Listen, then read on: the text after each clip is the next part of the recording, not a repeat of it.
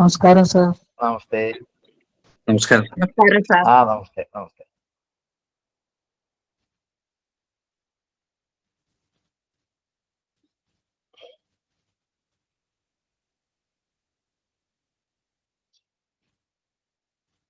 അപ്പൊ നമുക്ക് ആരംഭിക്കാം. ഓം സഹനാവവതു സഹനൗ ഭുനക്തു സഹ വീര്യം കരവാവഹൈ തേജസ്വിനാവധീതമസ്തു മാ വിദ്വിഷാവഹൈ. ഓം ശാന്തി ശാന്തി ശാന്തി. സമാദരണീയരായ എല്ലാ പഠിതാക്കൾക്കും വിനീതമായ പ്രണാമം. ഏകാദശം 4-ാം അധ്യായം, ഇനി 11-ാമത്തെ അല്ലേ? അതെ സാർ. ൃകാലഗുണമാരുതജൈഷ്യശൈഷ്ണ്യാൻ അസ്മാനപാരജലധീൻ അതിജീയകേചിത് ക്രോധപ്യയാന്തി വിഫലസ്യ വശം പദേഗോർ മജ്ജന്തി ദുശ്ചരതപശ്ചവൃധൃജന്തി. മന്മഥൻ ആദിയായ ദേവന്മാരെ കരുണാനിധിയായ മഹർഷിയോട് പറയുന്ന വരികളാണ്. അങ്ങേ സേവിക്കുന്നവരോട് അങ്ങ് ഉത്കൃഷ്ടപദത്തെ പ്രാപിക്കാൻ വേണ്ടത് ചെയ്തു കൊടുക്കുന്നവനാണ് അങ്ങ്. മറ്റുള്ളവർക്ക് അതുകൊണ്ട് വിഘ്നം ഉണ്ടാകുകയില്ല, തങ്ങൾക്ക് ലക്ഷ്യത്തിലെത്താൻ പറ്റുകയും ചെയ്യും. വിഘ്നങ്ങളുടെ മൂർധാവിൽ തലവെച്ചതിനെ ഇല്ലാതാക്കുന്നവരാണ് നിങ്ങൾ എന്നിങ്ങനെ ഋഷിമാരുടെ മാഹാത്മ്യത്തെ, ഞങ്ങളുടെ പോരായ്മകളും ഈ ചോദ്യത്തിന് മറുപടിയായിട്ട് അവതാരമാണ് വിഷയം. അതിപ്പം നരനാരായണ മഹർഷിമാരുടെ അവതാരത്തെ കുറിച്ചാണ് പറഞ്ഞുകൊണ്ടേയിരിക്കുന്നത്. അവരുടെ അവതരിച്ചപ്പോൾ ഇന്ദ്രൻ കാമനെയും അപ്സരസുകളെയും ഒക്കെ പറഞ്ഞു വെച്ച് തടസ്സം മുടക്കാൻ ശ്രമിച്ചപ്പോൾ ഇദ്ദേഹം വളരെ പുഞ്ചിരിച്ചുകൊണ്ട് വന്ന ആൾക്കാരെ ഫൽക്കരിച്ച് അവർക്ക് വേണ്ടത് കൊടുത്ത് ആദരിച്ചപ്പോൾ അവർക്ക് അത്ഭുതം. ശത്രുക്കളായിട്ടല്ല ഞങ്ങളെ കണ്ടിരിക്കുന്നത്. അതുകൊണ്ട് അവർ ആ ഋഷിമാരുടെ മഹാത്മ്യത്തെ ഒന്ന് സ്തുതിച്ച് പറയുകയാണ്.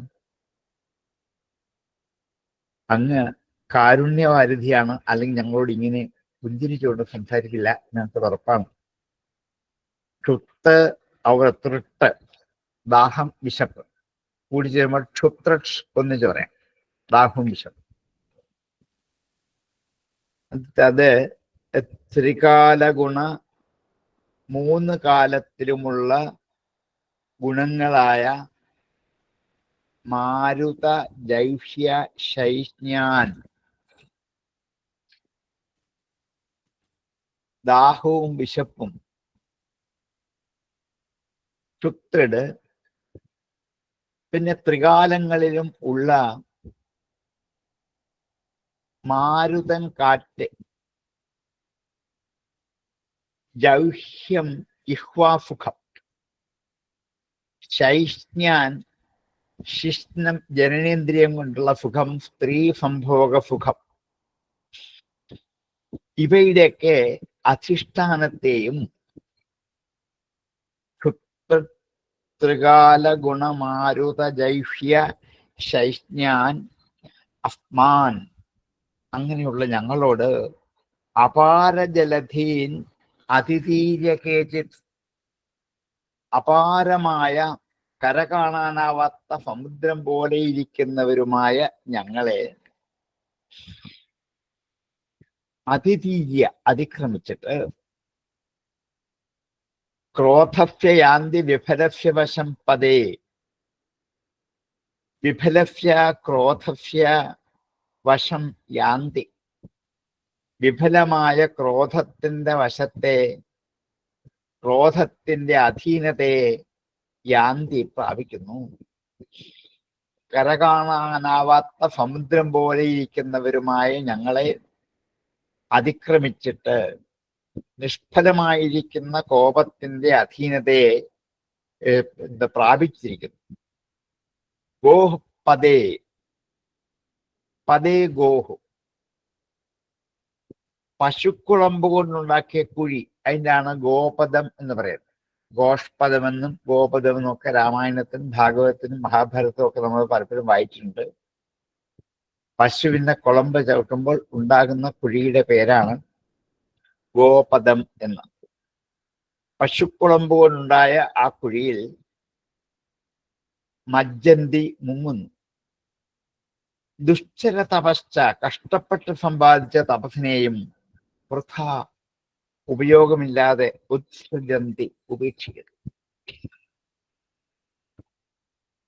അങ്ങയിൽ ഭക്തിയില്ലാതെ തപസ്സാചരിക്കുന്നവരുടെ തപസ്സിന്റെ ഒരു ദുരവസ്ഥയെക്കുറിച്ചൊന്ന് വർണ്ണിക്കാം. ഒന്നുകിൽ അവർ ഞങ്ങളുടെ കീഴിൽ വരും, അതായത് ഞങ്ങൾ കാമാദികളായി ഞങ്ങൾ വിചാരിച്ചാൽ അവരുടെ തപസ്സിനെ ഇളക്കിയിട്ട് ഞങ്ങളെ കീഴിൽ കൊണ്ടുവരാൻ പറ്റും. അങ്ങനെ ഞങ്ങൾ എത്ര പേരുടെ തപസ് മുടക്കിയിട്ടുണ്ട്. അപ്പൊ അവരുടെ തപസ് യാന്ത്രികമായ ഒരു ആചരണമാണ്, അതിൻ്റെ അകത്ത് ദൃഢമായ ഭക്തിയില്ല എന്ന് ഞങ്ങൾക്ക് ഉറപ്പാണ്. ഇതാരാ പറയാ? കാമദേവനാണ് ഈ പറയാ. അല്ലെങ്കിൽ അവർ കോപത്തെ അധീനരാകും. ഒന്നുകിൽ ഞങ്ങളുടെ ഈ കാമങ്ങൾക്ക് അധീനരായിട്ട് തപസ് നിർത്തി ഞങ്ങൾ കൊണ്ടുവന്ന സ്ത്രീകളുമായിട്ട് വിഷയസുഖം അനുഭവിച്ച് പൊക്കോളും. അല്ലെങ്കിൽ ഞങ്ങളോട് കോപിഷ്ടരാകും. നിങ്ങളെ ആരെ ഇങ്ങോട്ട് പറഞ്ഞയച്ചത്, ഇപ്പൊ കാണിച്ചു തരാം, അപ്പൊ ഞങ്ങളോട് കോപിക്കും. ഈ രണ്ടിൽ ഒന്നിന്റെയും വശംവദരാകും. സാധാരണ ഞങ്ങൾ തപസ് നടക്കാൻ പോകുന്നതൊക്കെ ഇങ്ങനെയാണ്. ഒന്നുകിൽ ഞങ്ങൾക്ക് വശകതരാകും, അല്ലെങ്കിൽ ഞങ്ങളോട് കോപിക്കുന്നവരാകും. ഞങ്ങൾക്ക് അധീനരായി തീർന്നാൽ പിന്നെ അവര് കാമാദികളായ ഭോഗങ്ങൾ ഇഷ്ടം പോലെ അനുഭവിക്കും. ഇനിയല്ല, അവർ കോപത്തിന് അടിമകളായാൽ മറ്റുള്ളവരെ ശപിച്ച് അവരുടെ തപശക്തി വ്യർത്ഥമാക്കുക. ഒന്ന് ശപിച്ചാൽ അത്രയും കാലം ഉണ്ടാക്കിയെടുത്ത് തപസ് മുഴുവൻ പോകും. ഈ രണ്ടിലൊരു വഴി കൂടെ സാധാരണ എല്ലാ ഋഷിമാരും സഞ്ചരിച്ചു പോകാറുള്ളൂ. അതുകൊണ്ട് അവർ അതിമന്ദന്മാരാണ് എന്ന് പറയാൻ പോവാണ്. ഇതാണ് ഇതിനൊരു ആമുഖം. ഇതില്ലെങ്കിൽ നമുക്ക് എന്താണെന്ന് മനസ്സിലാവില്ല ഈ ശ്ലോകത്തിന്റെ ആശയം. ഇത്രയും മനസ്സിലാക്കിയിട്ട് ശ്ലോകത്തിലോട്ട് കടക്കും. ഭക്തിയില്ലാതെ തപസ് ചെയ്യുന്നവർക്ക് ഈ രണ്ട് ദുരവസ്ഥകൾ അനുഭവിക്കേണ്ടി വരും. ഒന്നുകിൽ കാമത്തിന് അധീനരാകും, അല്ലെങ്കിൽ ക്രോധത്തിന് അധീനരാകും. കാമത്തിന് അധീനരായാൽ ലോകത്തെ സുഖഭോഗങ്ങളൊക്കെ അനുഭവിച്ച് അങ്ങനെ അവർ കടന്നു. അല്ല, കോപത്തിന് അടിമകളായ അപ്പത്തിനെ ശപിച്ചിട്ട് അതുവരെ ചെയ്ത തപസ് മുഴുവൻ നിഷ്ഫലാക്കിയത്. അതുകൊണ്ട് അങ്ങനെ തപസ് അനുഷ്ഠിക്കുന്നവരൊക്കെ മന്ദബുദ്ധികളായി തപസ് ചെയ്യുന്നവരാണ്. അവിവേകികളായ അവരെ വിശപ്പ്, ദാഹം, ചൂട്, മഴ എന്ന് ബാഹ്യവും ആന്തരികവുമായിട്ടുള്ള കാറ്റ്, വായു, നാവിനെ ആനന്ദിപ്പിക്കുന്ന രസാദികളായ ഭോഗങ്ങൾ, സ്ത്രീ വിഷയങ്ങളായ സുഖങ്ങൾ, ഇതിനൊക്കെ അകപ്പെട്ടവരായി തീർന്നിട്ട് പാമന്യർക്ക് പോലും എത്തപ്പെടാൻ കഴിയാത്ത സമുദ്രതുല്യമായ ഞങ്ങളെ ജയിച്ചിട്ടുകൂടി. ഒന്നുകിൽ ഇതിനൊക്കെ വശംവദരായിട്ട് ഏതെങ്കിലും ഇന്ദ്രിയങ്ങൾക്ക് വശംവദരായിട്ട് അങ്ങനെ ആയിത്തീർന്നിട്ട് ഞങ്ങളെ വഴിയിലേക്ക് വരും. അല്ലെങ്കിലോ ഞങ്ങളെ ജയിച്ചാൽ കൂടി പശുക്കുളമ്പിലെ വെള്ളത്തിൽ മുങ്ങിക്കുളിക്കുന്നത് പോലെ നിസ്സാരമായ കോപത്തിൽ മുങ്ങും. ഒന്നുകിൽ കാമത്തിന് അധീനരായിട്ട് കൂടെ പോരും, അല്ലെങ്കിൽ ക്രോധത്തിൽ മുഴുകും. കഷ്ടം. ഇത്ര കാലം പ്രയാസപ്പെട്ട് സമ്പാദിച്ച് തപസ് മുഴുവൻ വ്യർത്ഥമായി നശിപ്പിച്ചു കളയും. സ്വാധീനത്തിനായാൽ സുഖഭോഗങ്ങളെ പ്രാപിക്കാം, അല്ല കോപത്തിന് അധീനായാൽ ഈ തപസ് മുഴുവൻ വ്യർത്ഥമാക്കി കളയാം.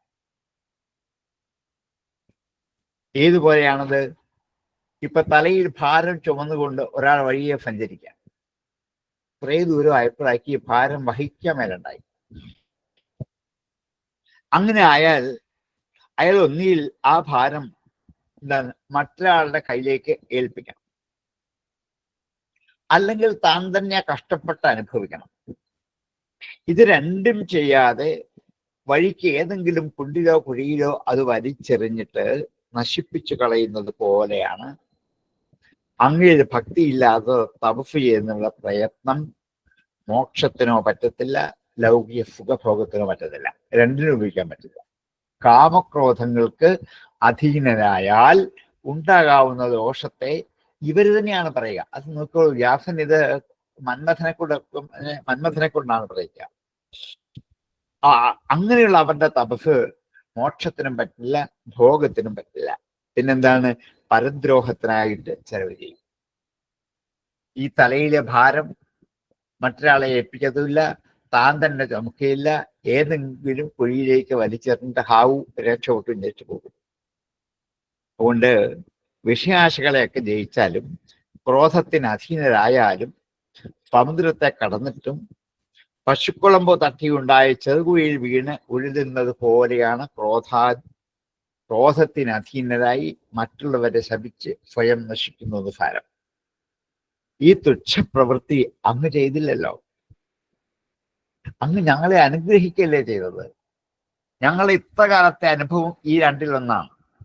ഞങ്ങൾ തപസ് മുടക്കാൻ വരുന്നു എന്ന് പറഞ്ഞതിന്റെ അർത്ഥം ഒന്നുകിൽ അവരുടെ തപസ്സിൽ ദൃഢമായ ഭക്തി ഇല്ലാത്തത് കൊണ്ട് അവരെ കാമത്തിനോ ക്രോധത്തിനോ അധീനരാക്കി മാറ്റുക, ഇതായിരുന്നു ഞങ്ങളുടെ ലക്ഷ്യം. പക്ഷെ ഇപ്പം അങ്ങ് അതിനെ അതിജീവിച്ചു. അങ്ങയുടെ തപസ്സിൽ മേൽപ്പറഞ്ഞ രണ്ട് ദോഷങ്ങൾ ഇല്ലെന്ന് മാത്രമല്ല, ദൃഢമായ ഭക്തി ഉറച്ചത് കൊണ്ട് ഞങ്ങളെ ശത്രുക്കളായി കാണാതെ, ഞങ്ങൾക്ക് അടിമപ്പെടാതെ അങ്ങ് വിജയശ്രീലാളിതനായി ഞങ്ങളോട് പുഞ്ചിരിച്ചുകൊണ്ട് സന്തോഷത്തോടെ സംഭാഷണം ചെയ്തില്ലേ.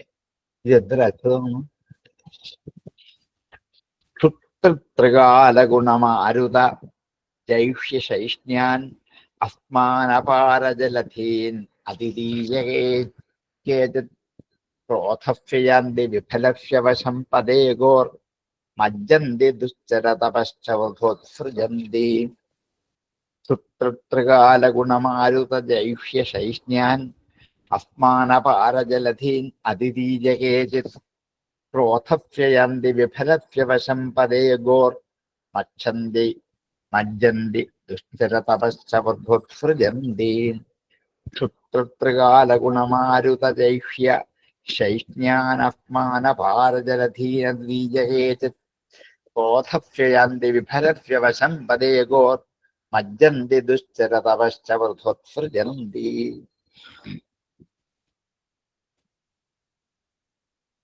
ഇതി പരിണതാം തേഷാം സ്ത്രിയോത്യത്ഭുതദർശന ദർശയാമാസ ശുശ്രൂഷാം സ്വർക്ഷിത കുർവതീർവിഭൂ.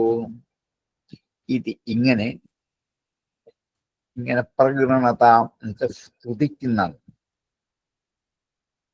ദീർഘധാതുവിന് സ്തുതിക്കാൻ അർത്ഥമുള്ളത് കൊണ്ട് ഉപസർഗം ചേർത്തിട്ട് പ്രകൃണതാം സ്തുതിക്കുന്നവരുടെ എന്നർത്ഥം പറയും. ഇത് പ്രകൃണതാം സ്തേഷാം ഇങ്ങനെ സ്തുതിക്കുന്ന അവർക്ക് സ്ത്രീയോ അദ്ഭുത ദർശനാഹ അദ്ഭുത ദർശനകളായ സ്ത്രീകളെ ദർശയാമഷ കാണിച്ചു. അവരോട് പറഞ്ഞതാ, ഈ കുളത്തിന്റെ അപ്പുറത്തെ കരയിലേക്ക് നോക്കൂ, ആയിരക്കണക്കിന് സുന്ദരിമാർ, എണ്ണിയാൽ 1000 മേലുണ്ട്, അവിടെ നിലനിൽപ്പുണ്ട്, നോക്കൂ അവരെ.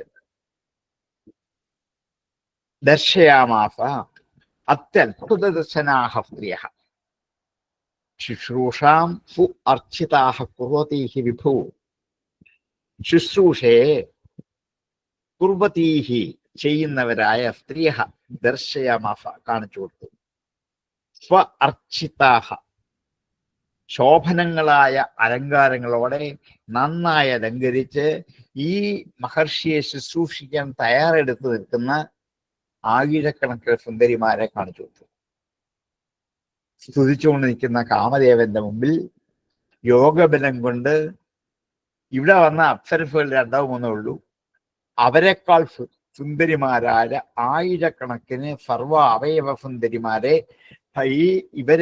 ഈ ഋഷിമാരെ പരിചരിച്ചുകൊണ്ടിരിക്കുന്ന സ്ത്രീകളെ എന്തിനും സമർത്ഥരായ അവരെ നാരായണ മഹർഷി കാണിച്ചു കൊടുത്തു. നോക്കൂ, സാറേ, അത് സത്യത്തിലുള്ളതാണോ അതോ അവർക്ക് ചുമ്മാതൊന്ന് കാട്ടിക്കൊടുക്കുവാണോ? യോഗബലം കൊണ്ട് സൃഷ്ടിച്ചതാ, അപ്പോൾ സൃഷ്ടിച്ചതാ. അത്രേ ഉള്ളൂ. അപ്പം ഉണ്ടാക്കി കാണിച്ചു കൊടുത്താ. അതാണ്. അതെ അതെ, നേരത്തെ അവൾക്കൊന്നുമില്ല. ഇല്ല. അതെ. ഇല്ല, ഇവരുടെ ഗർവ് കുറയ്ക്കാൻ നിങ്ങളെക്കാൾ സുന്ദരിമാർ എൻ്റെ ഉണ്ട് എന്ന് കാണിച്ചു കൊടുക്കാം. അല്ലേ? ഇല്ല, അവിടെ വൈഫയുടെ തിരുവാതിര ഉണ്ട്, വന്ന് മേടിച്ചോണ്ട് പോകുന്നുണ്ട്. അവിടെ ഏൽപ്പിച്ചതാണ്. ശരി ശരി ശരി, ബാക്കി നാളെ തന്നാൽ. നാളെ തന്നാൽ മതി, ബാക്കി കുഴപ്പമില്ല.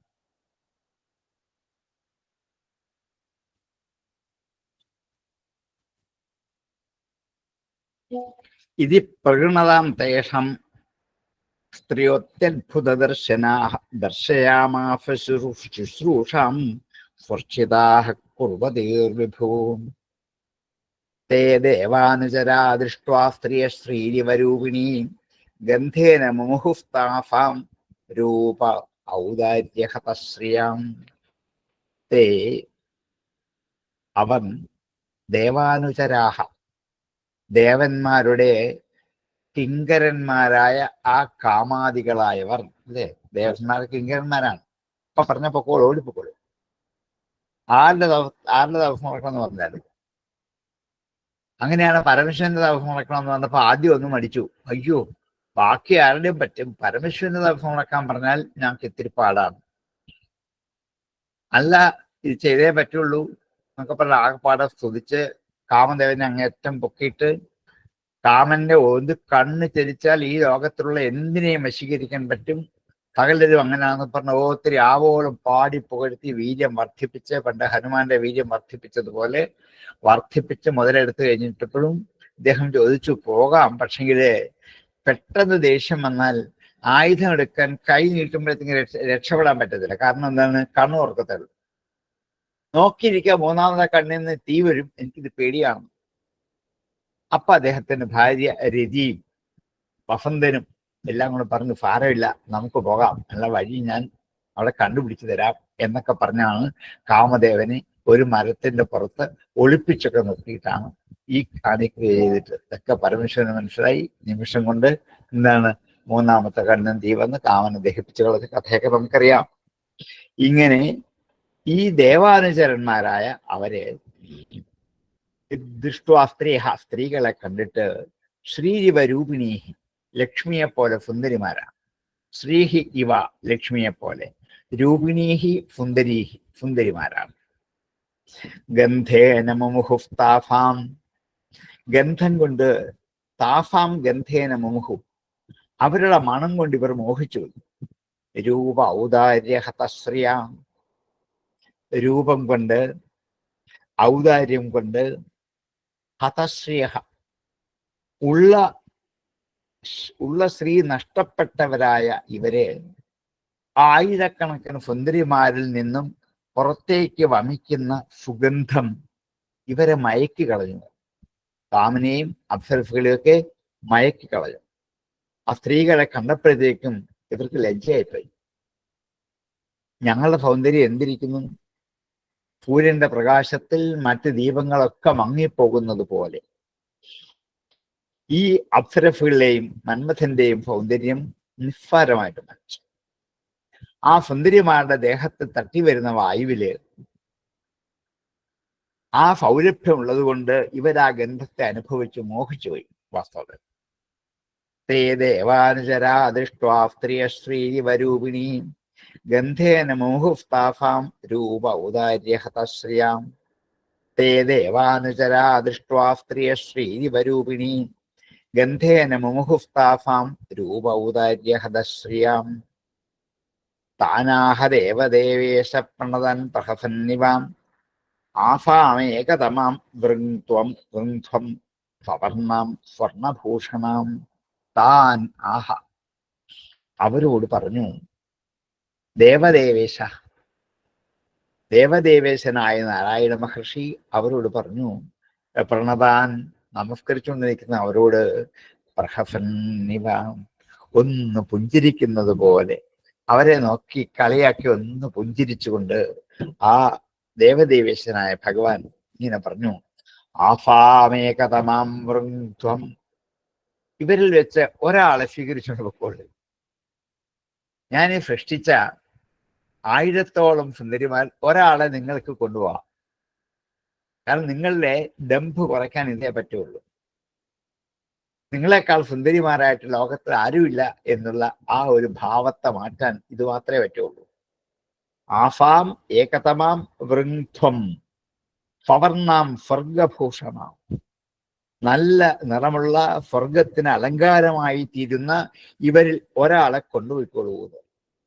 ആ ദേവന്മാരോട് ഇങ്ങനെ നിങ്ങൾക്ക് ഇഷ്ടപ്പെട്ട ഒരു സ്ത്രീയെ ഇതിൽ നിങ്ങൾ സ്വീകരിച്ച് സ്വർഗത്തിലേക്ക് കൊണ്ടുപോയിക്കൊള്ളൂ എന്ന് പറഞ്ഞു.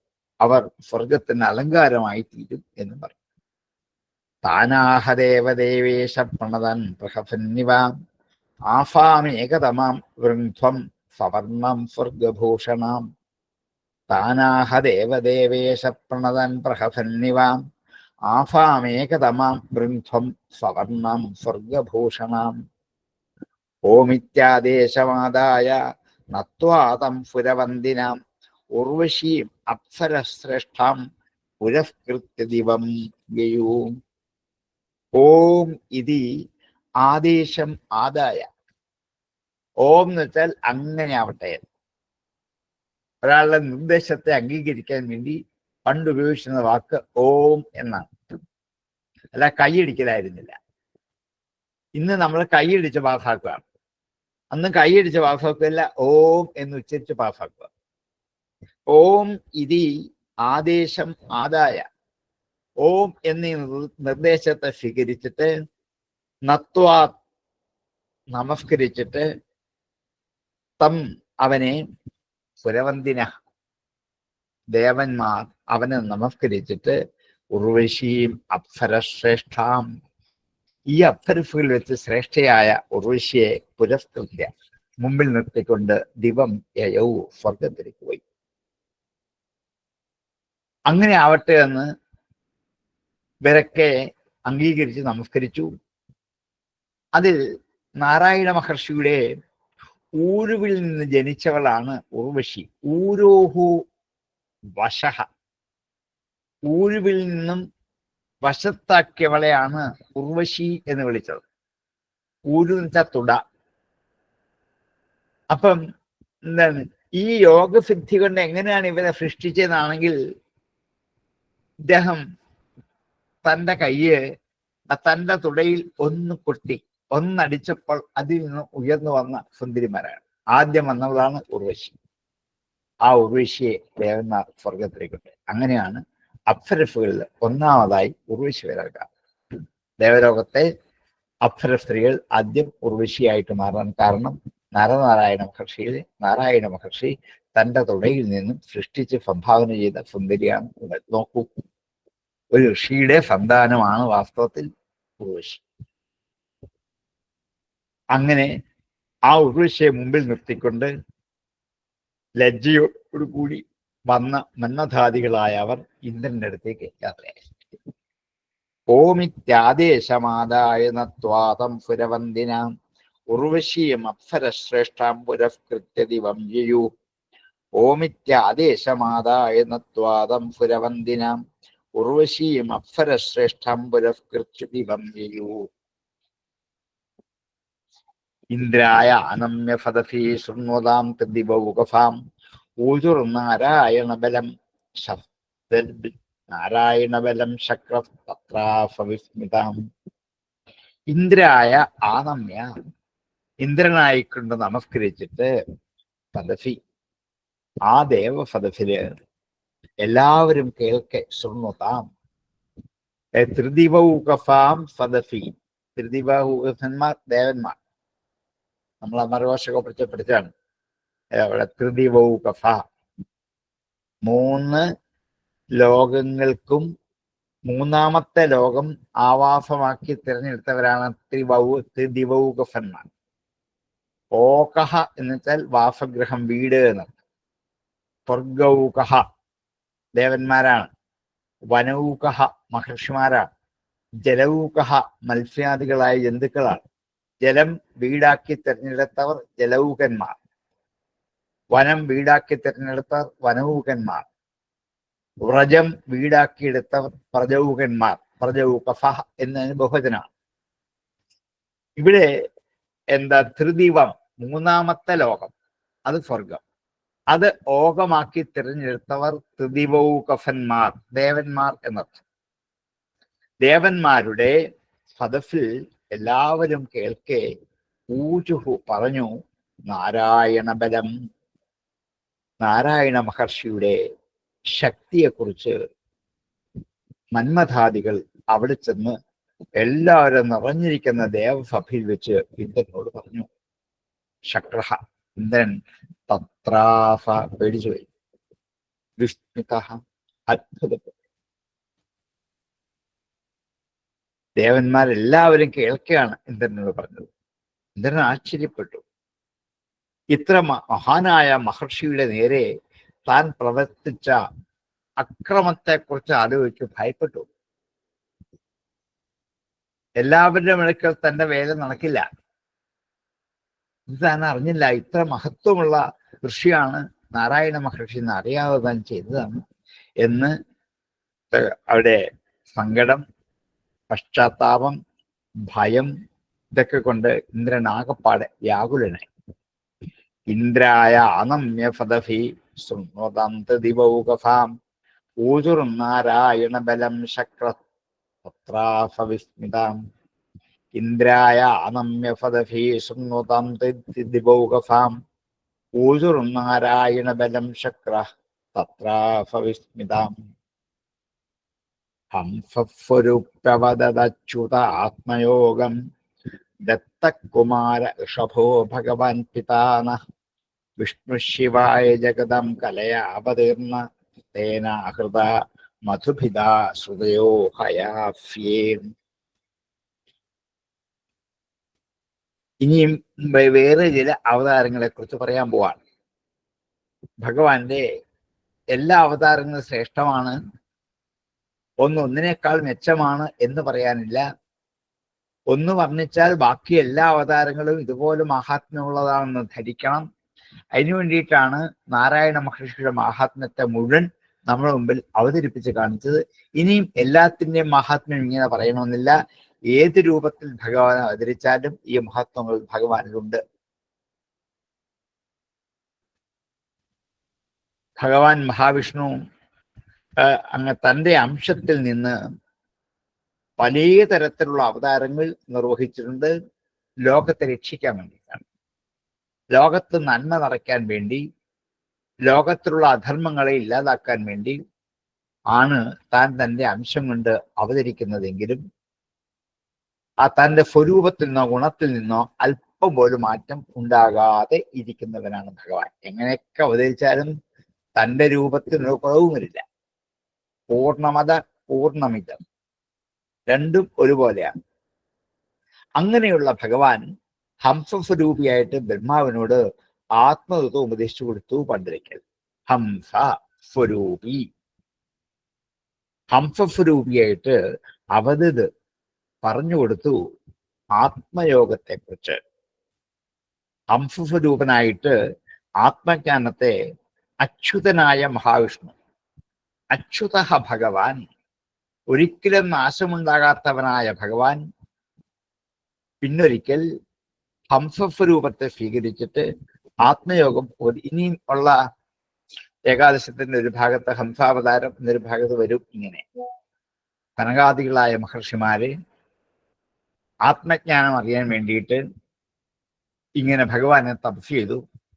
അപ്പോൾ ഭഗവാൻ ഒരു ഹംസത്തിന്റെ രൂപത്തിൽ ഇവരുടെ മുമ്പിൽ പ്രത്യക്ഷപ്പെട്ടു. അപ്പം ഈ സനകാദി ചോദിച്ചു, നിങ്ങൾ ആരാണ്? ഇവ ഒരാളെ കണ്ടിട്ടില്ല, ഹംസത്തിന് പുറത്ത് നിൽക്കുന്ന ഒരാൾ, ഇത് ആരാണെന്ന് ചോദിച്ചു. അപ്പോഴാ ഹംസൻ ചോദിച്ചു, നിങ്ങൾ ആരാണെന്ന് നിങ്ങൾക്ക് അറിയാമോ? എങ്കിൽ ഞാൻ ആരാണെന്ന് ഞാൻ പറഞ്ഞുതരാം.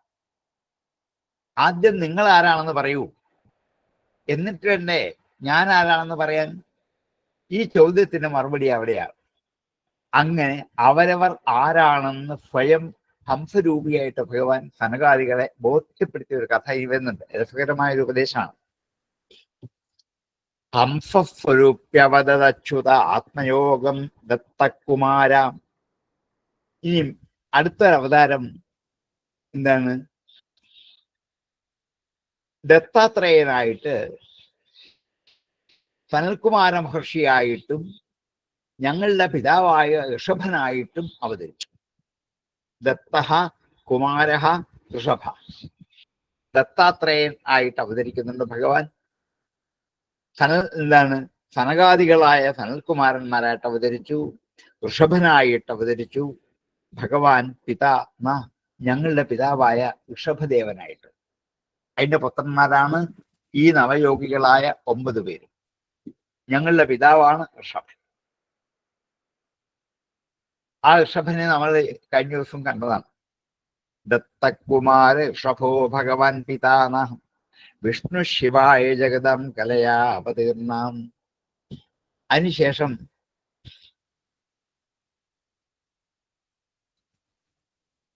വിഷ്ണു ശിവായ ജഗദാം കലയ അവതീർണ.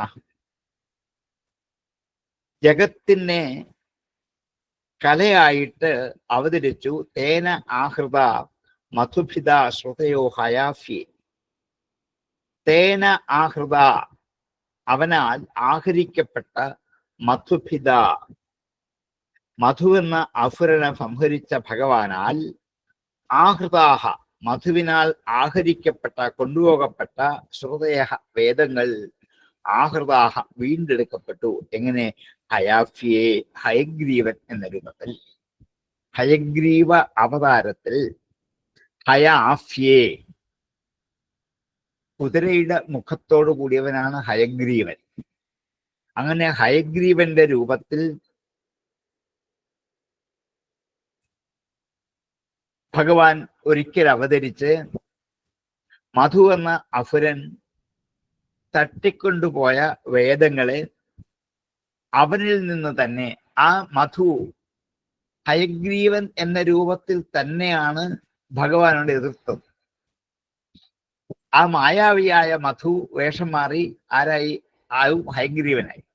ഹയഗ്രീവനായ ഭഗവാൻ ഹയഗ്രീവനായ മധുവിനെ നിഗ്രഹിച്ച് ഒളിച്ചു വെച്ചിരുന്ന വേദങ്ങൾ വീണ്ടെടുത്തുകൊണ്ടെന്ന കഥ. ഹയഗ്രീവ അവതാരം എന്നൊരു അവതാരമുണ്ട്. ഭാഗവതത്തിൽ അത്ര വിസ്തരിച്ച് പറയാത്ത ഒരു അവതാരമാണ്, എങ്കിലും സൂചിപ്പിച്ചു വിടുന്നുണ്ട്. വിഷ്ണു ശിവായ ജഗദാം കലയാ അവതീർണാം. ലോകത്തിന്റെ ശിവത്തിനായി മംഗളത്തിനായിട്ട് അവതീർണനായ വിഷ്ണു തന്റെ കല കൊണ്ട് ഹയഗ്രീവനായി അവതരിച്ചു വേദങ്ങളെ വീണ്ടെടുത്തു. അടുത്ത അവതാരം ഇതാണ്. ഹംസസ്വരൂപ്യവദച്യുതാത്മയോഗം ദത്തകുമാര ഋഷഭോ ഭഗവാൻ പിതാനാം വിഷ്ണു ശിവായ ജഗദം കലയാ അവതീർണ തേന ആഹൃത മധുഭിത ശ്രുതയോ ഹയഫ്യേം. ഹംസസ്വരൂപ്യവദച്യുതാത്മയോഗം ദത്തകുമാര ഋഷഭോ ഭഗവാൻ പിതാനാം വിഷ്ണു ശിവായ ജഗദം കലയാ അവതീർണ തേന ആഹൃത മധുഭിത ശ്രുതയോ ഹയഫ്യേം. ഹംസസ്വരൂപ്യവദച്യുത ആത്മയോഗം ദത്തകുമാര ഋഷഭോ ഭഗവാൻ പിതാനാം വിഷ്ണു ശിവായ ജഗദാം കലയാ അവതീർണ തേന ആഹൃത മധുഭിത ശ്രുതയോ ഹയഫ്യേം. ഉത്തൊപ്യേ മനുരിള ഔഷധയശ്ച മാധ്യേം ക്രോഡേഹതോ ദിതിജ ഉദ്ധരദംഭഫക്ഷ്മാം കൗർമേ ധൃതോദ്രിമൃതോ അദ്രിര അമൃതോന്മഥനെ സ്വപൃഷ്ഠേ ഗ്രാഹാത് പ്രപന്നം ഇഭരാജമമുഞ്ചതാർത്ഥം. പിന്നെ ഭഗവാൻ മത്സ്യമായി അവതരിച്ചു. സത്യവ്രതൻ എന്ന പേരായ മനുവിനെ പ്രളയസ്വരൂപത്തിൽ മത്സ്യരൂപനായ ഭഗവാൻ രക്ഷിച്ചു. സത്യവ്രതനെ രക്ഷിക്കാൻ വേണ്ടിയിട്ടാണ് മത്സ്യാവതാരം, അല്ലാതെ അവിടെ വേദങ്ങളെ രക്ഷിക്കാനല്ല. പക്ഷെ നമ്മളൊക്കെ അങ്ങനെ ഇടയ്ക്ക് എന്തോ ആരോ പറഞ്ഞ് മനസ്സിലാക്കി വെച്ചിട്ടുണ്ട്. അങ്ങനെ ഗുപ്തോ അപ്യയെ ഗുപ്തൻ ഒളിപ്പിച്ചു വെച്ചവൻ എന്നർത്ഥം, അല്ലെങ്കിൽ എന്താ രക്ഷിക്കപ്പെട്ടവൻ, ഒളിപ്പിച്ചതിന് രക്ഷിച്ചെടുത്തവൻ ഗുപ്തനാണ്. അപ്യയെ എന്ന പ്രളയത്തിൽ, അപ്യം വെച്ച പ്രളയത്തിൽ മനുവായ സത്യവ്രതൻ എന്ന മനു ഇള ഔഷധയശ്ച ഭൂമിയെയും ഔഷധികളെയും ഗുപ്ത രക്ഷിക്കപ്പെട്ടു. മത്സ്യാവതാരത്തിന്റെ ലക്ഷ്യം അതുമാത്രമാണ്. ഈ പ്രളയത്തിൽ മുങ്ങിപ്പോയ ഈ ഭൂമിയെയും അവിടെ ഉണ്ടായിരുന്ന സസ്യാദികളായ സമൃദ്ധികളെയും ഔഷധികളെയും കൃഷികളെയും ഒക്കെ പരിപാലിച്ച് രക്ഷിച്ചു. അടുത്തൊരവതാരത്തിൽ ഗുപ്തൊപ്പയെ മനുരിള ഔഷധയശ്ച മത്സ്യേ, ഗുപ്ത രക്ഷിക്കപ്പെട്ടു. അപ്പയെ പ്രളയത്തിൽ, മനുഹു സത്യവ്രതൻ, ഭൂമി, ഇള ഔഷധയശ്ച ഭൂമിയെയും ഔഷധികളെയും മത്സ്യേ മത്സ്യാവതാരത്തിൽ.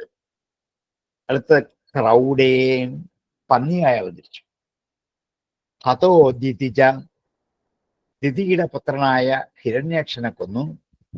ഉദ്ധരത അംഭഭക്ഷ്മാം, കടലിന്റെ അടിയിൽ ഒളിച്ചു വെച്ചിരുന്ന ഭൂമിയെ അതിൽ നിന്നും ഉയർത്തിക്കൊണ്ടുവന്നു. വെള്ളത്തിൽ നിന്നും ഭൂമിയെ, അപ്പൊ 2 പ്രാവശ്യം ഭൂമിയെ ഉയർത്തിക്കൊണ്ടുവന്നിട്ടുണ്ട്.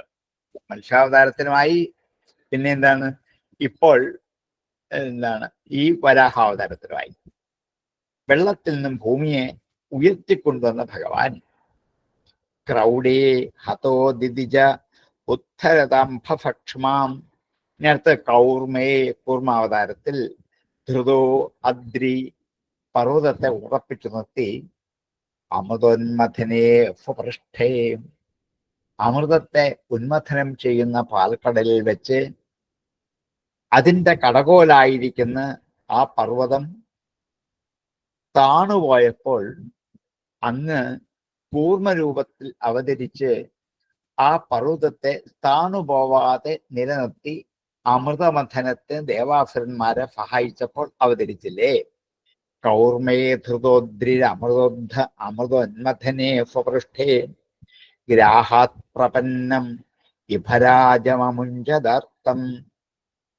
ഗ്രാഹാത് മുതലയിൽ നിന്നും ഇത് പ്രപന്നം തന്നെ പ്രാപിച്ച ഇഭരാജം ആന ഇന്ദ്രനെ, ഇഭം ആന, രാജൻ ഗജശ്രേഷ്ഠനെ, അമുഞ്ചത് ആർത്തം ദുഃഖത്തിൽ നിന്നും രക്ഷിച്ചില്ലേ.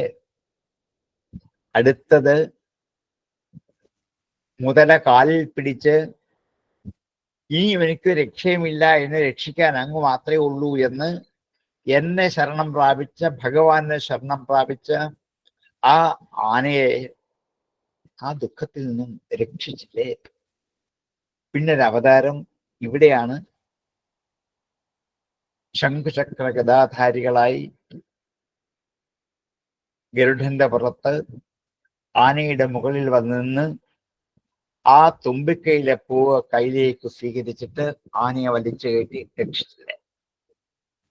ഗ്രാഹാത് പ്രപന്നമിഭരാജമമുഞ്ചദാർത്ഥം ഗുപ്തോപ്യയേ മനുരിള ഔഷധയശ്ച മധ്യേ ക്രൗഡേ ഹതോ ദിതിജ ഉദ്ധരതംഭഭക്ഷ്മാം കൗർമേ ധൃതോദ്രിരമൃതോന്മഥനെ സ്വപൃഷ്ഠേ ഗ്രാഹാത് പ്രപന്നമിഭരാജമമുഞ്ചദാർത്ഥം ഗുപ്തോപ്യയേ മനുരിള ഔഷധയശ്ച മധ്യേ ക്രൗഡേ ഹതോ ദിതിജ ഉദ്ധരതംഭഭക്ഷ്മാം കൗർമേ ധൃതോദ്രിരമൃതോന്മഥനെ സ്വപൃഷ്ഠേ ഗ്രാഹാത് പ്രപന്നമിഭരാജമമുഞ്ചദാർത്ഥം ഗുപ്തോപ്യയേ മനുരിള ഔഷധയശ്ച മധ്യേ ക്രൗഡേ ഹതോ ദിതിജ ഉദ്ധരതംഭഭക്ഷ്മാം കൗർമേ ധൃതോദ്രിരമൃതോന്മഥനെ സ്വപൃഷ്ഠേ ഗ്രാഹാത് പ്രപന്നമിഭരാജമമുഞ്ചദാർത്ഥം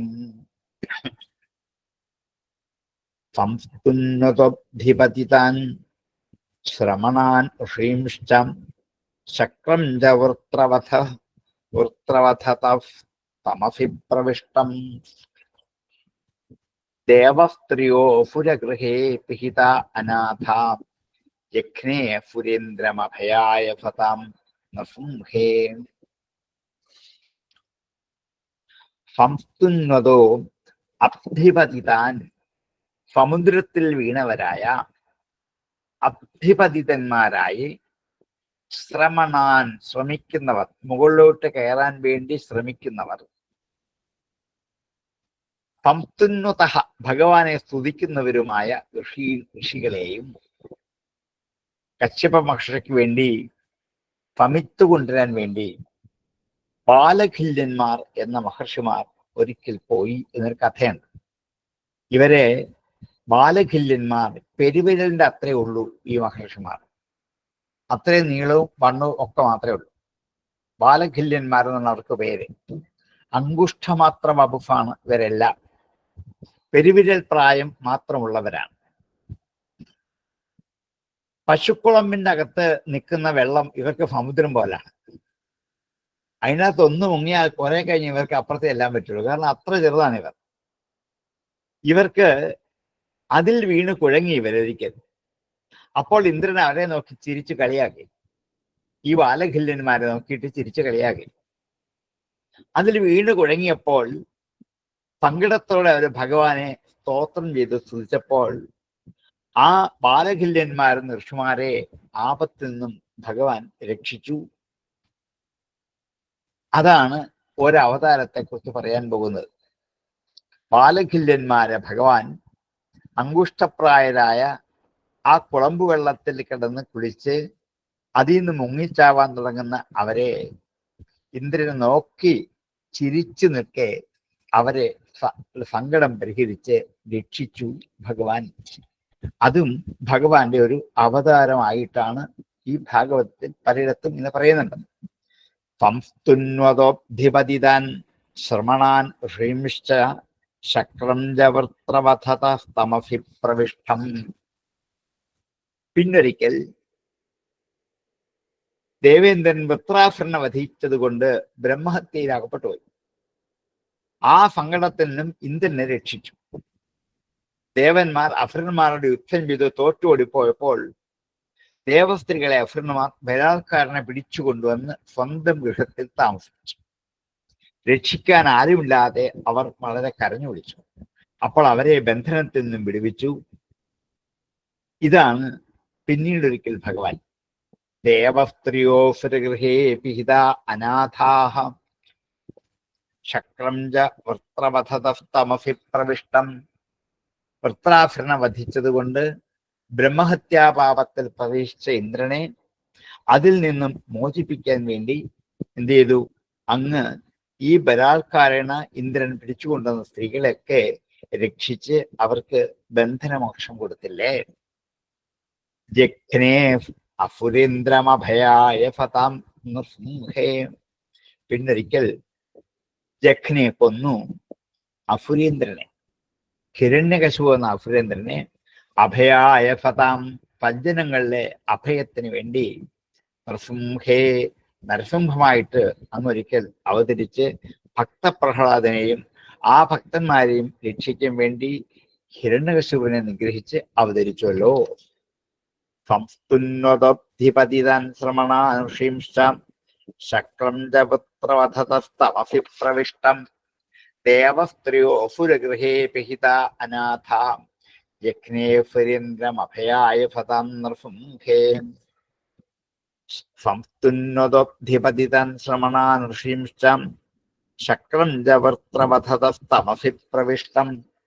ദേവസ്ത്രീയോ അസുരഗൃഹേ പിഹിത അനാഥ യജ്ഞേ സുരേന്ദ്രമഭയായ ഫതാം നൃംഹേ. ദേവാസുരേ യുധിജദൈത്യപതീൻ സുരാർത്ഥേ ഹത്വാന്തരേഷു ഭുവനന്യദധത്കലാഭി ഭൂത്വാഥവാമന ഇമാമഹരത് ബലേക്ഷ്മാം യാഞ്ചലേന സമദാദതിതേ ഫുദേഭ്യ.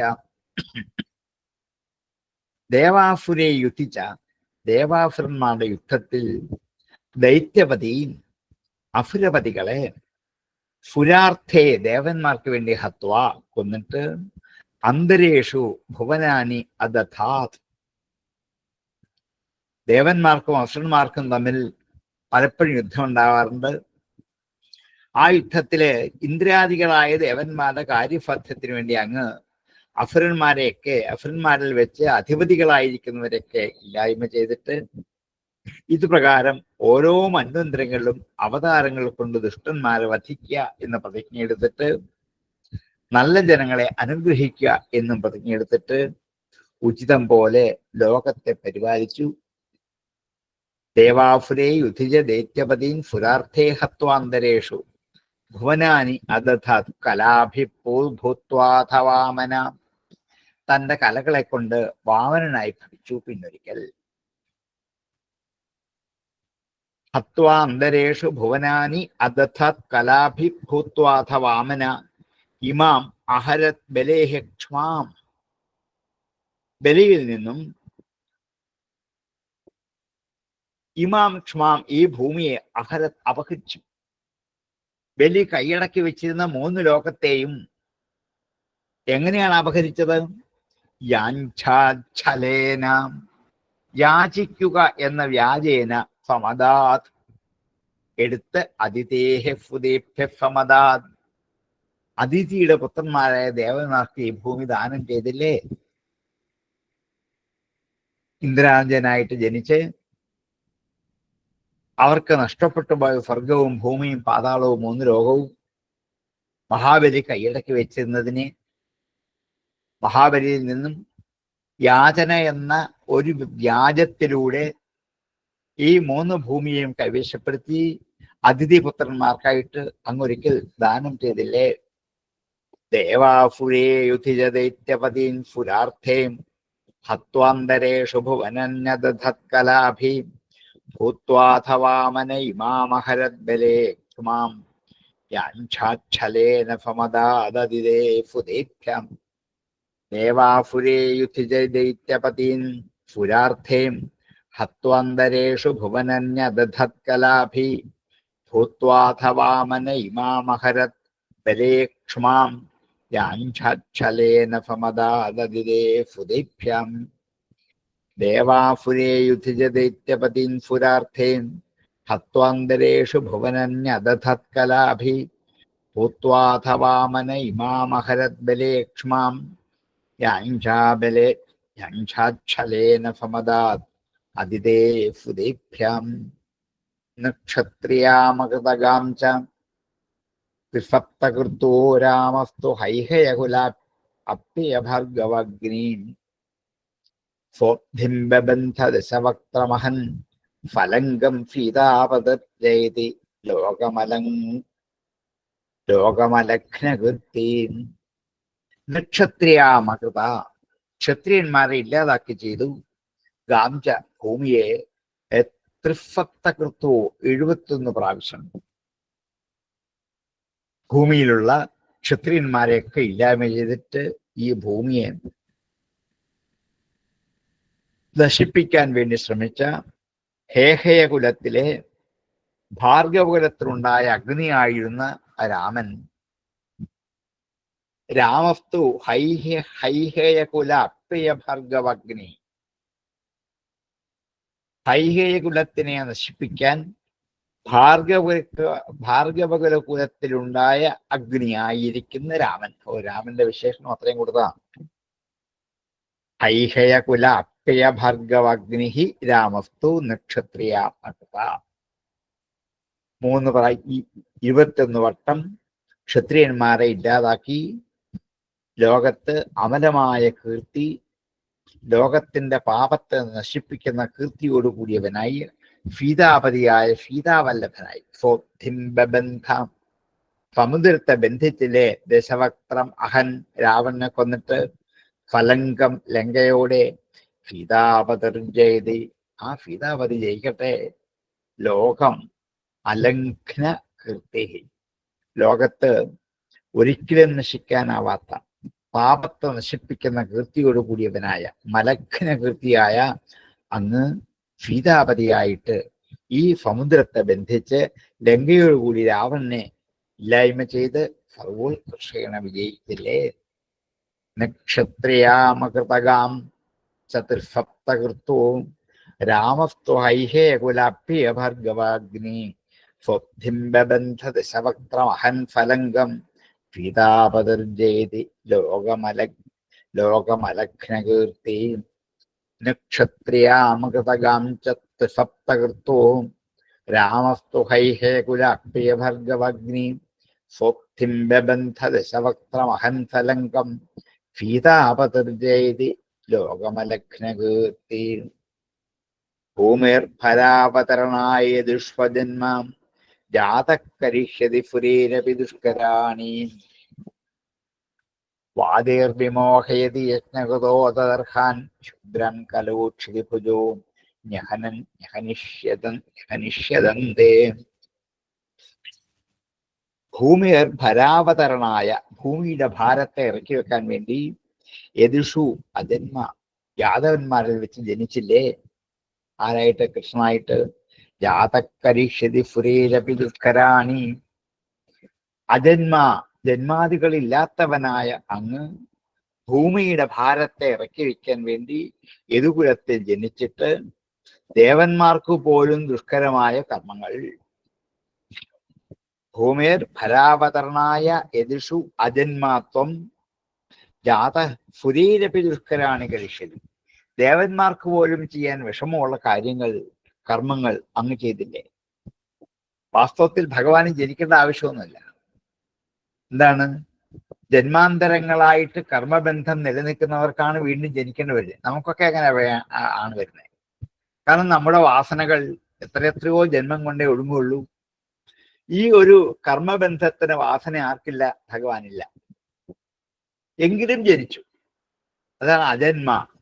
ഭൂമിയുടെ ഭാരത്തെ ഇല്ലായ്മ ചെയ്യാൻ വേണ്ടിയിട്ടാണ്, തൻ്റെ ഇച്ഛ അനുസരിച്ചിട്ടാണ് ഓരോ രൂപവും ഭാവവും സ്വീകരിച്ച് അങ്ങ് അവതരിച്ചത്. ദേവന്മാർക്ക് പോലും ചെയ്യാൻ വിഷമമുള്ള പല ജോലികളും ചെയ്തു. എത്ര അസുരന്മാരെ കൊന്നു കൃഷ്ണനായിട്ട് അവതരിച്ചിട്ട്. ഗോവർദ്ധന പർവ്വതം ഒറ്റ കൈകൊണ്ട് ഉയർത്തിപ്പിടിച്ചില്ലേ? ഇതൊന്നും ഇന്ദ്രാദികൾക്ക് സ്വപ്നത്തിൽ പോലും കാണാനാവാത്ത ജോലികളാണ്. അതുപോലെ വാദേർവിമോഹയതി യജ്ഞകൃതോ അതദർഹാൻ, വാദം കൊണ്ട് വിമോഹയതി മോഹിപ്പിക്കുന്നു, യജ്ഞകൃതോ അതദർഹാൻ യജ്ഞകൃത്തുക്കൾ യാഗം ചെയ്യുന്നവരെ അതദർഹാൻ അയോഗ്യന്മാരായിട്ട്. തത് അർഹൻ അതിന് യോഗ്യതയുള്ളവർ, അതദർഹാൻ അതിന് യോഗ്യതയില്ലാത്തവർ. തത് അർഹന്മാർ, തദർഹന്മാർ. അർഹത, യോഗ്യത. അതിന് യോഗ്യതയുള്ളവർ തദർഹന്മാർ, അതിന് യോഗ്യതയില്ലാത്തവർ അതദർഹന്മാർ. അങ്ങനെ അതദർഹന്മാരായ ആൾക്കാരെ ഈ യാഗാദികളുടെ തത്വം ധരിക്കാൻ സാമർഥ്യമില്ലാതെ അജ്ഞത കൊണ്ട് പ്രാണികളെ കൊന്ന് യാഗം ചെയ്യുന്ന ആൾക്കാർ കലിയുഗത്തിൽ ഭൂമിയിൽ കൂടി വരും എന്ന് അന്നേ പറഞ്ഞു. യജ്ഞത്തിൽ വാസ്തവത്തിൽ എന്താണ്? ഗോവധങ്ങളോ ഒരു വിധത്തിലുള്ള വധങ്ങളോ ഹിംസയോ ഇല്ലായിരുന്നു. പക്ഷേ അങ്ങനെ ആക്കി തീർത്തു. എന്ത് അതദർഹാൻ. യജ്ഞത്തിന് മഹത്വം അറിയാത്തവരായ കുറെ ആൾക്കാർ യജ്ഞകൃത്തുക്കളായിട്ട് പല വാദം കൊണ്ട് ആൾക്കാരെ മോഹിപ്പിച്ചു തുടങ്ങി. ശൂദ്രൻ കലൗ, കലിയുഗത്തിലെ ശൂദ്രന്മാരെ ക്ഷിതിഭുതോ ജ്ഞഹനിഷ്യതന്തേ. ഈ യജ്ഞകൃത്തുക്കളായ ആൾക്കാരെ അതിൽ നിന്ന് രക്ഷിക്കാൻ വേണ്ടിയിട്ടാണ് ബുദ്ധൻ അവതരിച്ചെന്നൊരു കഥ ഇതിനകത്ത് കൊണ്ടുവച്ചിട്ട് ബുദ്ധാവതാരം കൂടി വരുത്താൻ വേണ്ടി ചില വ്യാഖ്യാതാക്കൾ ശ്രമിച്ചിട്ടുണ്ട്. ബുദ്ധൻ ശ്രമിച്ചത് വാസ്തവത്തിൽ ഈ പ്രാണിഹിംസ ഇല്ലാതാക്കാനായിരുന്നു. അതിനെക്കുറിച്ചാണ് അവിടെ പറഞ്ഞത്. വാദങ്ങളെ കൊണ്ട് ജയിച്ചു എന്നൊക്കെ പറഞ്ഞത് കൊണ്ട് ബുദ്ധനാവണം എന്നില്ല. പക്ഷെ ചില വ്യാഖ്യാതാക്കൾ ഇത് ബുദ്ധനാണ്, ദയാനിധിയായ ബുദ്ധനായിട്ട് ഭഗവാൻ അവതരിക്കും എന്നും, യാഗം കൊണ്ട് എന്താണ് അവിടെ പ്രാണിവധ നിമിത്തമുള്ള പാപം വർദ്ധിക്കുന്നല്ലാതെ പാപശാന്തിക്ക് ഉപകരിക്കില്ലായിരുന്നു. ഒരു വധത്തെ പരിഹരിക്കാൻ മറ്റൊരു വധം ഒരിക്കലും ആവില്ലായിരുന്നു. എല്ലാവിധത്തിലുള്ള പാപങ്ങളും തീർക്കാൻ വേണ്ടി മൃഗങ്ങളെ കൊല്ലുക എന്നുള്ളൊരു യജ്ഞം ചെയ്താൽ അതും തീരില്ല, ഇത് തീരില്ല എന്ന് മാത്രമല്ല പാപം കൂടുകയും ചെയ്യും. അതാണ് സംഭവിച്ചുകൊണ്ടിരിക്കുന്നത്. അതിനെ വാദം കൊണ്ട് മോഹിപ്പിക്കാൻ വേണ്ടി അങ്ങ് അവതരിച്ചു. ആരാണെന്ന് പറഞ്ഞിട്ടില്ല ഇതിൻ്റെ അകത്ത്. പക്ഷേ ഇത് വരികൾക്കിടയ്ക്ക് വ്യാഖ്യാനിച്ച് പിൽക്കാലത്ത് ബുദ്ധാവതാരത്തിന് ശേഷമുള്ള വ്യാഖ്യാതാക്കൾ ഇത് ഭഗവാന്റെ ഒരു അവതാര ഭാഗമായി കണ്ട് വ്യാഖ്യാനിക്കാറുണ്ട്. വാദേർ വിമോഹയതി യജ്ഞഗതോദർഹാൻ, ഒറ്റ വരിയുള്ളത്. ശൂദ്രാൻ കലൗക്ഷതി ഭുജവും, കലിയുഗത്തിലെ ശൂദ്രന്മാരായ രാജാക്കന്മാരെ ഞഹനിഷ്യത് അന്തേ ഇങ്ങനെയായിട്ട് കൽക്കിയായിട്ട് അവതരിച്ച് നിഗ്രഹിക്കുകയും ചെയ്യും എന്നിങ്ങനെ അവതാര മഹത്വത്തെ മുഴുവനും ചുരുക്കി ഇതിനകത്ത് ഉപന്യസിച്ചു കഴിഞ്ഞു. ഇതാണ് ദുർമിളന്റെ മറുപടി. ഭൂമേർ ഭരാവതരണായ ദുഷ്വജന്മാം ജാതകരിഷ്യതി ഫുരേരപി ദുഷ്കരാണി വാദേർ വിമോഹയതി യജ്ഞഗതോ തദർഹാൻ ശൂദ്രാൻ കലൗക്ഷതി ഭുതോ യഹനിഷ്യദന്തേ. ഭൂമേർ ഭരാവതരണായ ദുഷ്വജന്മാം ജാതകരിഷ്യതി ഫുരേരപി ദുഷ്കരാണി വാദേർ വിമോഹയതി യജ്ഞഗതോ തദർഹാൻ ശൂദ്രാൻ കലൗക്ഷതി ഭുജോ യഹനിഷ്യദന്തേ. ഏവം വിധാനി കർമാണി ജന്മാനി ജഗത്പദേ ഭൂരീനി ഭൂരിയശഫോ വർണ്ണിതാനി മഹാഭുജാം. അല്ലയോ മഹാഭുജനും പരാക്രമശാലിയുമായുള്ള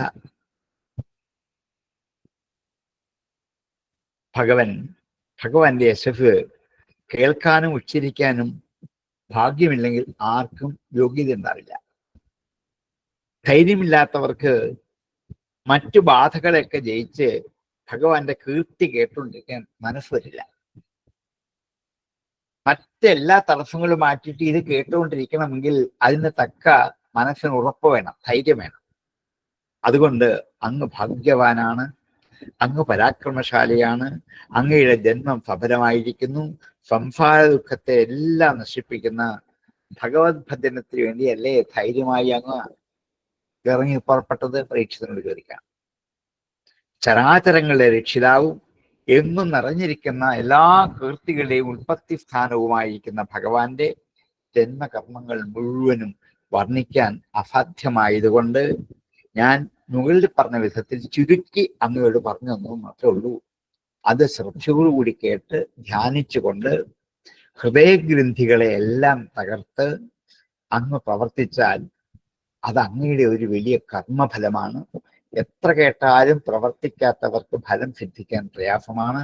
അതുകൊണ്ട് അല്പം കേട്ട് അല്പം പ്രയത്നിച്ചാൽ മതി. അങ്ങയുടെ ആവശ്യപ്രകാരം ഞാൻ ചുരുക്കി വിവരിച്ചതാണ് അവതാരങ്ങൾ. ഏവം വിധാനി കർമാണി ജന്മാനി ജഗത്പദേ ഭൂരീണി ഭൂരിയശഫോ വർണ്ണിതാനി മഹാഭുജാം. ഏവം വിധാനി കർമാണി ജന്മാനി ജഗത്പദേ ഭൂരീണി ഭൂരിയശഫോ വർണ്ണിതാനി മഹാഭുജാം. അങ്ങനെ ഏകാദശസ്കന്ധത്തിലെ 4-ാം അധ്യായത്തിൽ നിങ്ങൾ എന്റെ ചോദ്യത്തിന് ഇനിയുണ്ട് ഒരു ചോദ്യം കൂടെ കൊണ്ടേ തീരെയുള്ളൂ. നിമി നവയോഗി സംവാദം എന്ന പേരിൽ 3-4 അധ്യായങ്ങളാണ് ഈ ഏകാദശം വിസ്തരിച്ച് ചോദ്യോത്തരത്തിലൂടെ നമ്മൾക്ക് വിഷയങ്ങൾ അവതരിപ്പിച്ചു തരുന്നത്. ബാക്കി നമുക്ക് അടുത്ത ദിവസം ആകാം. സംശയം ഉണ്ടെങ്കിൽ ചോദിക്കാം, അല്ലെങ്കിൽ സംശയം. സാറേ, ഈ കൊളമ്പകുഴി വീണ ഇന്ദ്രൻ ആരുടെ പേരെന്താണ്? ആളിന്റെ പേര് ബാലഖില്യന്മാർ. ബാലകില്യന്മാർ. അതെ അതെ. അത് എന്താണ് സാർ? അത് ഋഷിമാരാണ്. വേദത്തെ കൊണ്ടു നടക്കുന്നവരായ ചില ഋഷിമാരുടെ പേരാണ്. ഇവരിൽ കൂടിയാണ് വേദം പ്രചരിപ്പിച്ചുകൊണ്ടിരുന്ന ഒരു കാലഘട്ടത്തിൽ. അതുകൊണ്ട് അവര് 51 ഋഷിമാരാണ് അവര്. അവര് കണ്ടെടുത്ത വേദശാഖയ്ക്ക് ബാലകില്യ ശാഖ എന്ന് വേദത്തിന്റെ ഒരു ശാഖയ്ക്ക് പേരുണ്ട് ഇപ്പോഴും. ഓഹോ, അങ്ങനെ അറിയപ്പെടുന്നതാണ്. നമുക്ക് ആ ഭാഗം വലിയ പരിചയമില്ലാത്തതുകൊണ്ടാണ് ഇപ്പോൾ കിട്ടാത്തത്. അതെ അതെ അതെ അതെ അതെ, അങ്ങനെയാണ്. ഋഗ്വേദികളല്ലേ അവര്? അതെ അതെ, ബാലകില്യന്മാര് ഋഗ്വേദികളല്ലേ? അതെ, വേദത്തിന്റെ ഒരു ഭാഗത്തെ അവര് അവരുടെ ഭാഗമാക്കിക്കൊണ്ട് നമ്മൾ അവതരിപ്പിച്ചുകൊണ്ടുവന്നവരാണ്. ബാലകില്യ ശാഖ എന്ന് പറയുന്നത് ശരിക്കും ഋഗ്വേദ വിഭാഗം. അതെ, അതിന്റെ ശാഖ.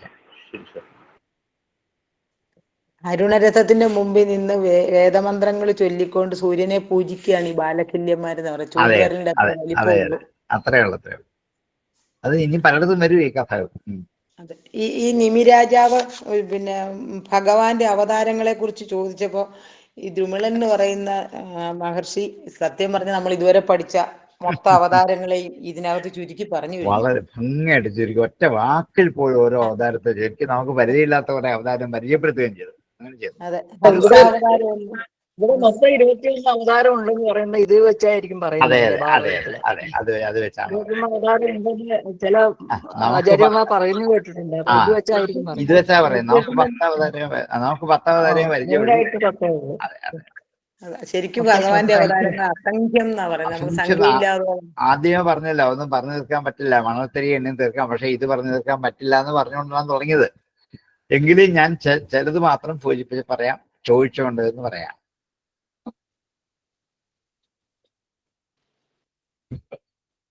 സാറേ, 14ാമത്തെ ശ്ലോകത്തിലെ വൃന്ധം എന്നുള്ളതിന്റെ അർത്ഥം എന്തുവാ? അസാമേകതാ വൃന്ധം സുവർണം. എത്രാമത്തെയാ? 14ാമത്തെ ശ്ലോകത്തില് 2ാമത്തെ വരിയിലെ. 14. വൃന്ധം വരിച്ചു എന്ന്. വരിക്കൂ ലോട്ട് മധ്യമപുരുഷ ഏകവചനമാണ് ആണ്.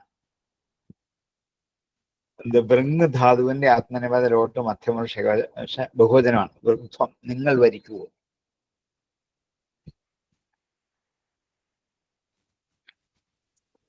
സാറേ, വേദാന്തത്തിലെ 2 പദങ്ങൾ ഇപ്പം വിക്ഷേപം ആവരണം എന്നും പറഞ്ഞ 2 പദങ്ങളുണ്ടല്ലോ സാറേ. ഉണ്ട്. അതിന്റെ അർത്ഥം ഒന്ന് പറഞ്ഞുതരാമോ? അത് ഗഹനമായിട്ട് കുറെ പറയേണ്ടതാണ്. മായയുടെ രണ്ട് ഭാഗങ്ങളാണ്. മായ 2 ഭാഗത്തിലൂടെയാണ് പ്രപഞ്ചത്ത് പ്രവർത്തിച്ചു കൊണ്ടേയിരിക്കുന്നത്. വിക്ഷേപമെന്നും ആവരണമെന്നും 2 അംശങ്ങൾ മായക്കുണ്ട്. ഒന്ന് വിക്ഷേപിക്കാന്ന് വെച്ചാൽ ഈ ജഗത്ത് എന്ന് പറയുന്ന ഒരു വിക്ഷേപമാണ്. വിക്ഷേപം എന്ന വാക്കിന്റെ അർത്ഥം എറിയുക എന്നാണ്. ഒരു കല്ലെടുത്ത് മുമ്പോട്ട് എറിഞ്ഞാൽ അതൊരു വിക്ഷേപമാണ്. ഈ പ്രപഞ്ചം മുഴുവൻ ഒരു കല്ലെറിഞ്ഞ് നമ്മുടെ മുമ്പിൽ അവതരിപ്പിക്കാം. എന്നിട്ട് ഈ കല്ലാകുന്ന ഈ പ്രപഞ്ചത്തിന്റെ യഥാർത്ഥമായ സ്വരൂപത്തെ മൂടി വെച്ചു തന്റെ ശക്തി കൊണ്ട്. അത് ആവരണമാണ്. വിക്ഷേപശക്തിയും ആവരണശക്തിയും മായയുടെ 2 ശക്തിയാണ്. അതുകൊണ്ടാണ് ഈ പ്രപഞ്ചത്തെ സൃഷ്ടിച്ചുണ്ടാക്കി തന്റെ മായാശക്തി കൊണ്ട് യഥാർത്ഥമായ സ്വരൂപത്തെ മറച്ച് മുമ്പിൽ വെച്ചിരിക്കുക. ഒറ്റ വാക്കിൽ അതേ ഉള്ളൂ പറയാം. അതായത് ഇല്ലാത്തതിനെ കാണിക്കുകയും ഉള്ളതിനെ മറച്ചു വെക്കുകയും ചെയ്യുന്ന 2 ശക്തി. അത്രേ ഉള്ളത്.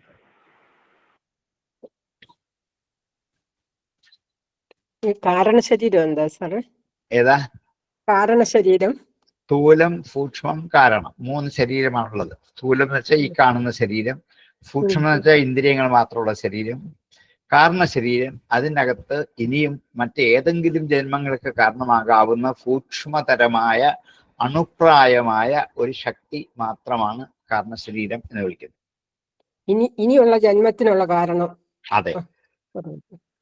അത് നമ്മുടെ വാസന കൊണ്ട് കർമ്മഫലം അടുത്ത ജന്മം നിശ്ചയിക്കുക. അതിൻ്റെ അത്ര വാസന എൻ്റെ അത്രല്ലോ.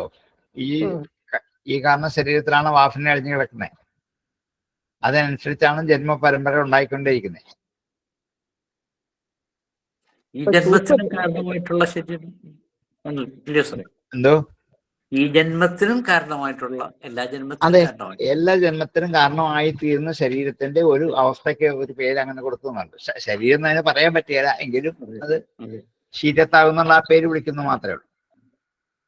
സൂക്ഷ്മ ശരീരത്തിൽ പെടുകയല്ല, അപ്പൊ അത് വേറെ ആയിട്ട് നോക്കും. സൂക്ഷ്മത്തിന്റെയും അപ്പുറത്താണ്.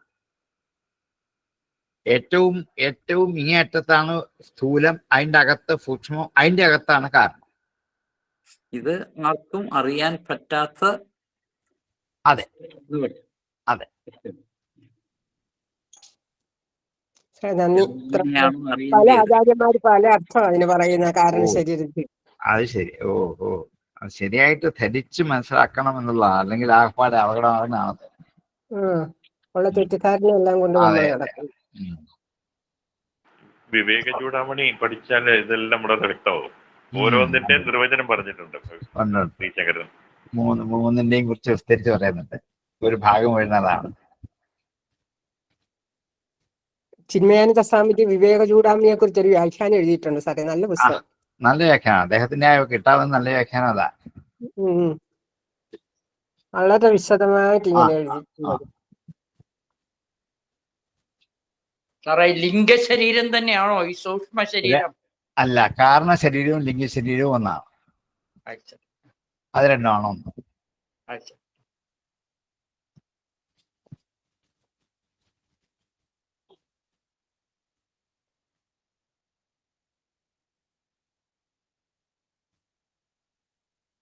സംശയങ്ങൾ തീർന്നെങ്കിൽ ഇന്ന് ഉപസംഹരിക്കാം.